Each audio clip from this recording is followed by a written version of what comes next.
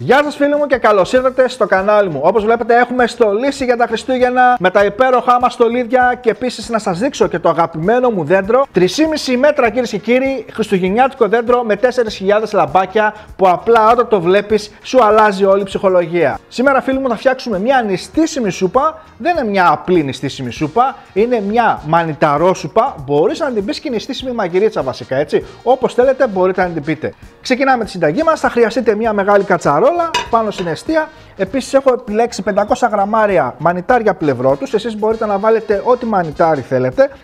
Έτσι με ένα μαχαίρι θα τα κόψετε σε μικρά κομμάτια.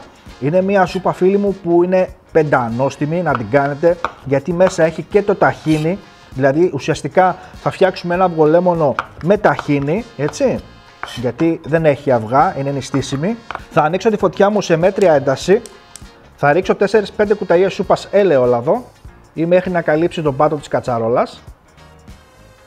Και ρίχνω τα μανιτάρια μέσα στην κατσαρόλα για να τα σοτάρω. Θα τα φέρω 2-3 βόλτες, έτσι.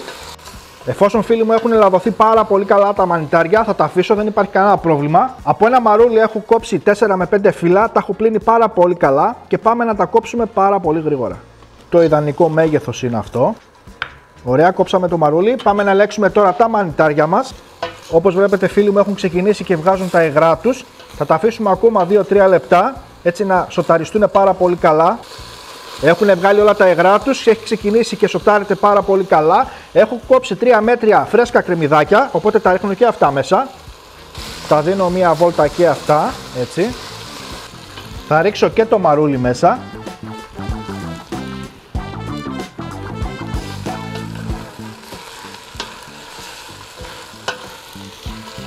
Θα κόψω λίγο άνηθο.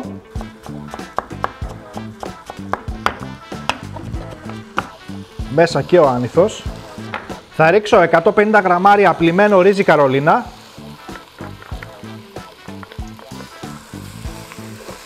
Σε αυτό το σημείο θα ρίξω 1 λίτρο ζωμό λαχανικών. Και θα συμπληρώσω με 1700 ml βραστό νερό. Αλάτι. Πιπέρι. Πολύ ωραία. Και κλείνω με καπάκι και θα το αφήσω 15 με 20 λεπτά να μαλακώσει το ρύζι. Η σούπα θέλει περίπου ακόμα 10 λεπτά για να ολοκληρωθεί, οπότε πάμε να ετοιμάσουμε το ψευτοαυγολέμονό μας. Έχω 150 γραμμάρια ταχίνι, θα το ρίξω σε ένα μπολάκι. Χυμό από 2 λεμόνια. Πολύ ωραία, θα χρειαστούμε λίγο από το ζουμί της σούπας για να το αραιώσουμε. Οπότε με μια κουτάλα θα πάρω ζουμάκι. Η σούπα είναι έτοιμη, θέλουμε ακόμα 1 λεπτό, οπότε θα κλείσω τη φωτιά μου, θα αποσύρω και πάμε να ρίξουμε το ταχίνι μέσα στη σούπα. Και η σούπα μας είναι έτοιμη. Κοιτάξτε εδώ πως έχει γίνει.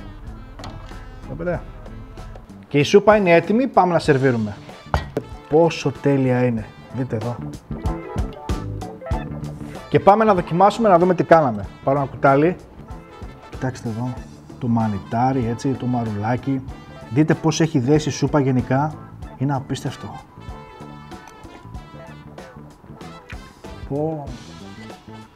Είναι πραγματικά σαν να τρώω μαγειρίτσα, δεν έχει καμιά διαφορά.